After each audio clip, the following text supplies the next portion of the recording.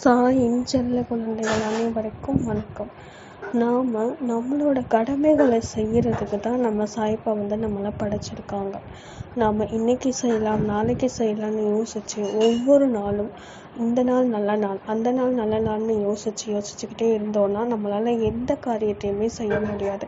நமக்கு கொடுத்துருக்கிற வேலை என்ன, நாம் என்ன செய்யணும், நம்மளை எதுக்காக சாய்ப்பா படைச்சிருக்காங்கன்னு நல்லா அறிவுபூர்வமாக யோசித்து ஒரு நிமிஷத்தையும் வீணாக்காமல் நம்ம செய்யணும். நம்மளால் முடியுமான்னு யோசிக்கக்கூடாது. நம்மளால் எந்த விஷயம் முடியுமோ அந்த வேலையை நம்ம கண்ணும் கருத்துமாக செய்யணும்.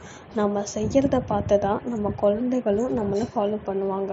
அதனால எந்த ஒரு விஷயத்தையுமே வீணாக்காமல் நேரத்தையும் காலத்தையும் செலவு பண்ணாமல் நம்மளோட கடமைகளை நாம் செய்யணும்.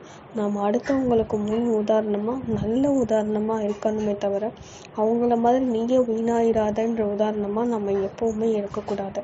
அதனால எப்போவுமே சாயப்பா கொடுத்த வாழ்க்கையை வீணாக்காமல் சீரும் சிறப்புமாக வாழ்ந்து நம்ம சாயப்பாக்கு பெருமை சேர்த்து அவரையும் நம்ம சந்தோஷப்படுத்தலாம். ஏன்னா நம்ம சாயப்பாக்கு அவரோட குழந்தைகள் எந்த காலத்துலேயுமே சுறுசுறுப்பாகவும் அவரோட குழந்தைகளாக மட்டும்தான் இருக்கணும்னு ஆசைப்படுவாங்க.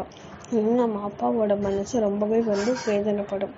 அப்பாவே அவ்வளோ வேலை செய்யும்போது நாம் அவர் கொடுத்துருக்கிற அறிவை வச்சும் அவர் துணையோடையும் நம்மளால் முடிஞ்ச அளவுக்கு நம்ம வேலைகளை சிறப்பாக செய்ய முடியும். எப்போதும் சாயப்பாவின் குழந்தையாக இருப்போம். நல்லதை நினைப்போம், நல்லதே நடக்கும். ஜெய் சாய்ராம்.